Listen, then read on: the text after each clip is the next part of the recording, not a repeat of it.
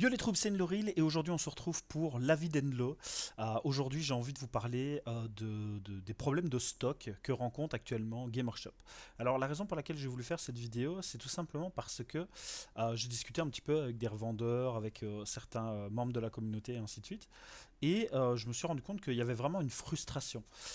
Tout d'abord, ben, les gens de la communauté, donc les fans du hobby qui ont hâte de pouvoir mettre la main enfin sur les nouveautés qui sont proposées, parce que malheureusement, ils n'ont pas pu avoir les nouvelles figurines qui sont sorties depuis la sortie des codex Necron et SM, et qui attendent que le stock se refasse, que ce soit auprès de leurs revendeurs ou sur le site de GW. Et à côté de ça, j'ai discuté aussi un petit peu donc avec les revendeurs et je me suis rendu compte qu'il y avait une grosse frustration de leur part parce que premièrement ils doivent essuyer une perte d'argent sèche clairement parce que les gens ont vraiment envie d'avoir ces figurines là, or les stocks ne sont pas disponibles. C'est pas eux qui font pas ce qu'il faut pour avoir les figurines, c'est vraiment que les stocks actuellement sont vides pour Gamershop et que les revendeurs n'ont pas l'occasion de pouvoir renflouer rapidement les stocks. Et il y a une frustration, il y a une frustration de leur part parce qu'il y a un manque à gagner clairement.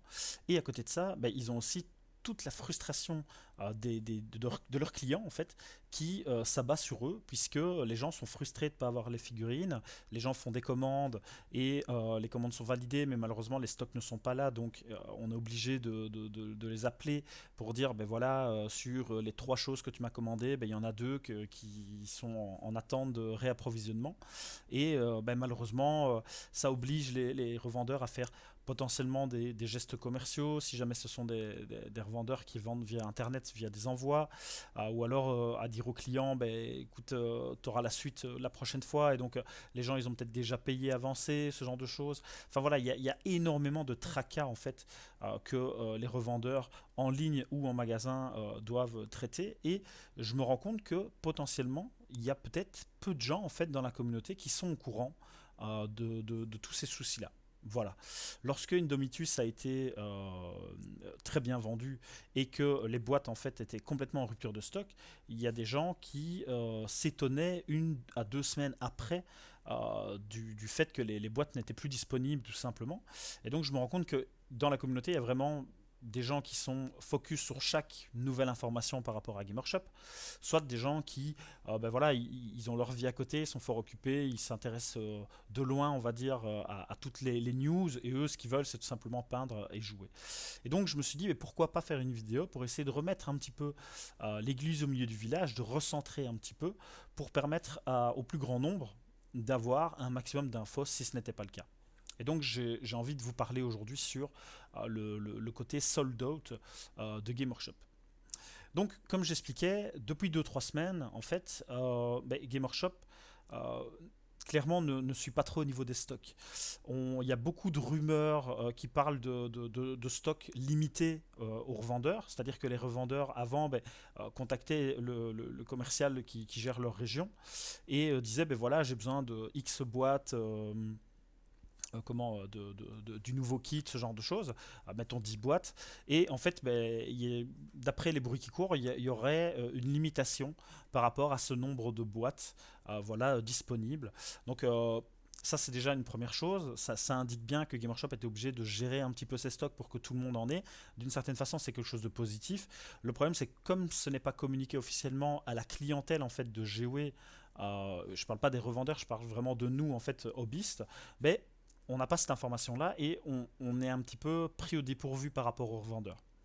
Donc ça, je trouve que c'est vraiment quelque chose de malheureux parce que on en arrive dans des cas où les clients abandonnent en fait leurs commandes, annulent leurs commandes alors que il y a du temps qui a été investi par les revendeurs et voilà, il y a du stock qui a été potentiellement commandé, avancé, ce genre de choses pour d'autres choses que les nouveautés. Et voilà, tout ça c'est vraiment des tracas et j'avais vraiment envie de parler en fait de ce sujet-là parce que ça me tenait vraiment à cœur parce qu'on rentre maintenant dans une période qui, de de nouveau va être difficile avec des magasins qui vont pas pouvoir rester ouverts et qui vont pas pouvoir mettre en place un système de livraison, ce genre de choses, parce que ça fait pas partie du business des magasins. Voilà, il y a des magasins qui n'ont pas spécialement l'aspect logistique pour pouvoir le mettre en place. C'est quelque chose qui est quand même compliqué. Je félicite d'ailleurs les autres qui ont l'opportunité de pouvoir le faire et qui font en sorte que nous, hobbyistes, on puisse bénéficier de nos figurines et de ce qu'on a envie d'acheter et d'avoir le plus rapidement possible euh, bah, dès que ça sera disponible, hein. Mais donc, voilà. Ce que je me suis dit, c'est plutôt que simplement faire un petit peu la morale aux gens, c'est pas trop mon truc non plus. Je peux comprendre que les gens soient un petit peu frustrés et ainsi de suite, mais c'est plus le côté, ben, on va peut-être essayer de réfléchir à pourquoi ça arrivait. Parce que oui, forcément, c'est le Covid, mais derrière, on peut imaginer des hypothèses par rapport à ça. Et en fait, c'est ce que Spikey Beats, ouais, je pense que c'est ça le nom du site, en fait, a fait aujourd'hui dans un article, et je trouvais les hypothèses qu'il émettait vraiment très intéressantes.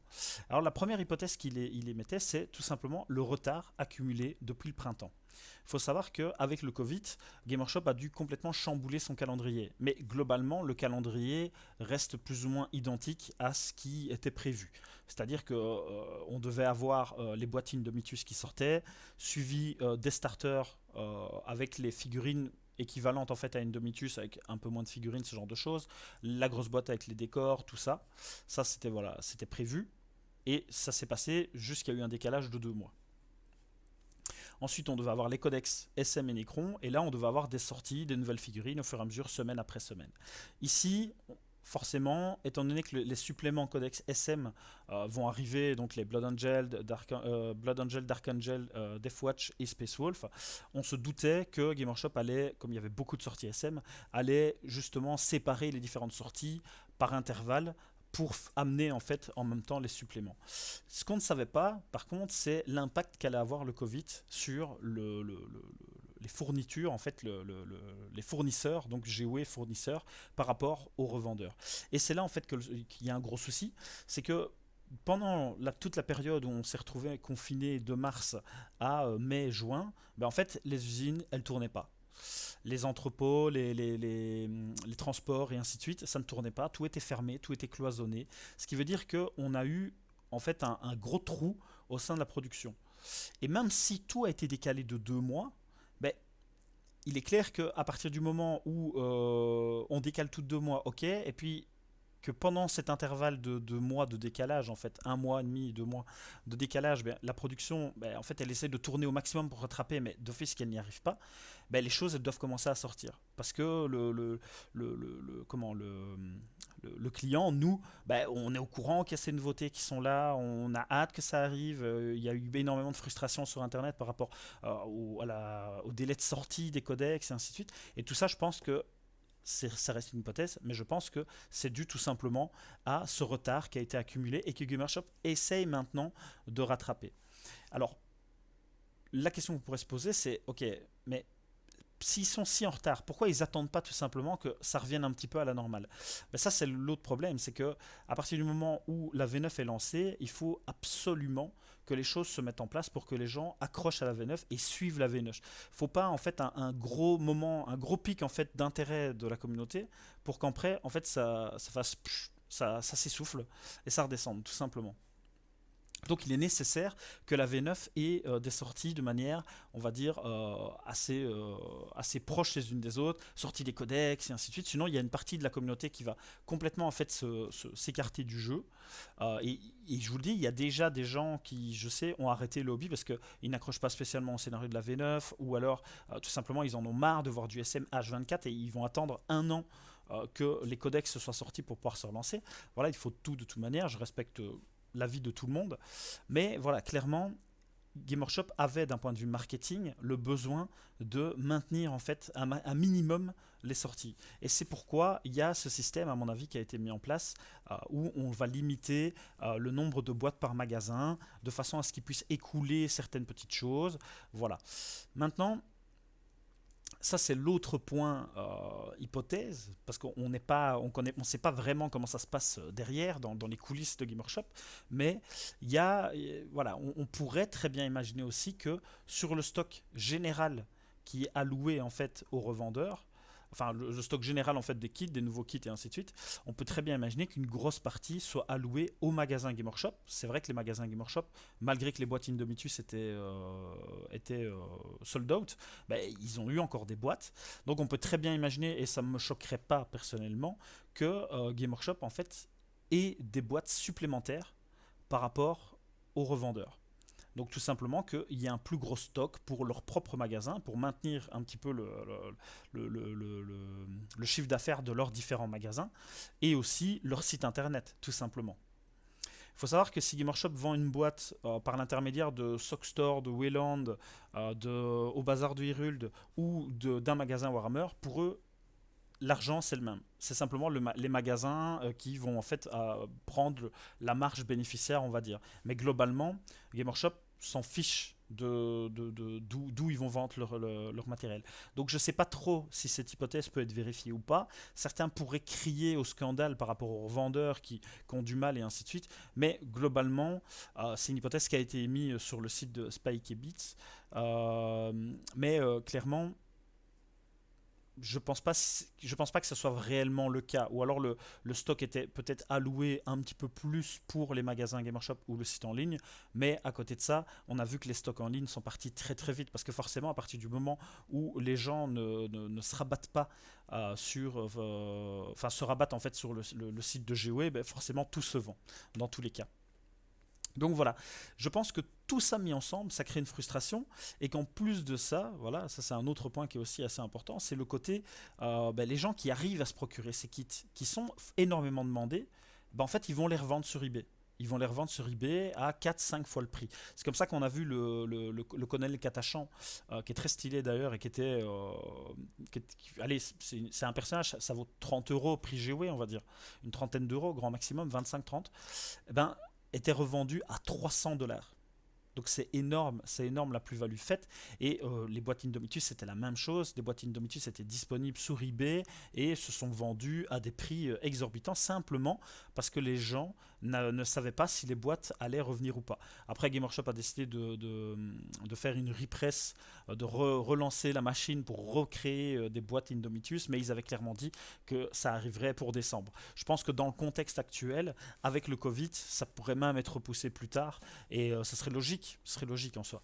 Donc voilà, je voulais juste faire cette petite vidéo de maximum un petit quart d'heure, juste pour vous expliquer un petit peu le tout.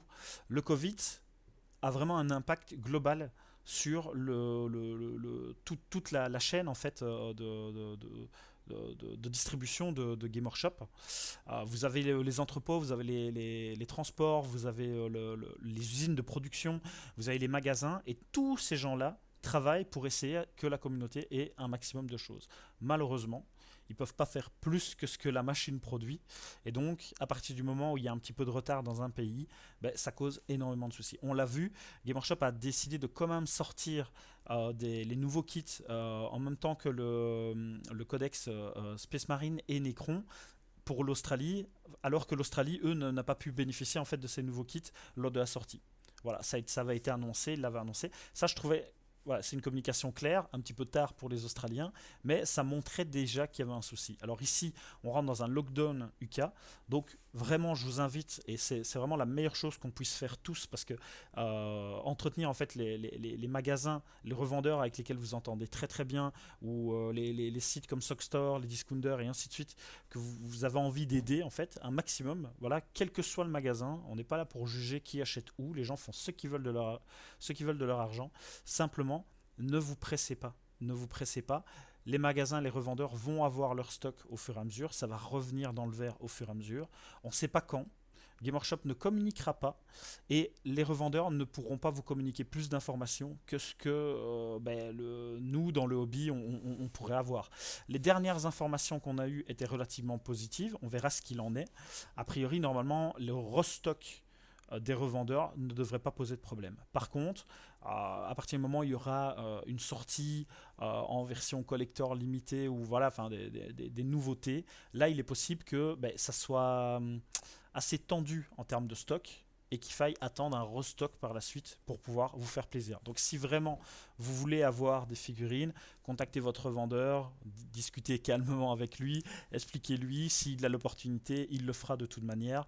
Mais voilà, derrière, c'est des gens qui travaillent, c'est des gens qui subissent en fait les assauts de tous les fans du hobby, tels que moi je peux l'être ou que d'autres peuvent l'être, et c'est pas toujours évident de pouvoir répondre à toute la demande malheureusement, parce que les stocks ne sont tout simplement pas illimités. Voilà, donc c'était vraiment une toute petite vidéo que je voulais faire pour juste donner mon avis par rapport à ça et pour vous encourager vraiment à ne serait-ce qu'attendre votre vendeur. Ne partez pas directement sur des sites comme, je ne citerai pas en fait, comme Welland ou ce genre de choses. Voilà, simplement parce qu'ils sont en UK. Vous n'aurez pas spécialement plus rapidement et vous n'aurez pas l'opportunité de pouvoir discuter clairement avec le service après-vente de Wayland derrière pour pouvoir commander, alors que votre commande elle sera faite payée et en fait vous allez devoir attendre autant de temps que si vous aviez attendu votre vendeur.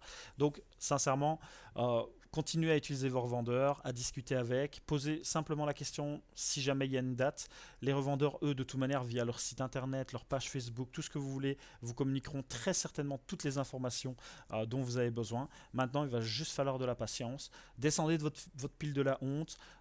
Voilà, il y a énormément de choses à faire. Moi, dans mon cas, je suis en train de peindre les boîtes Indomitus.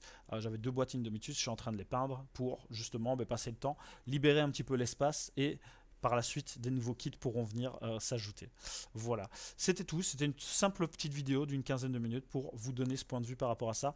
Je souhaite à tous une excellente journée, soirée, voilà, suivant quand vous regardez la vidéo.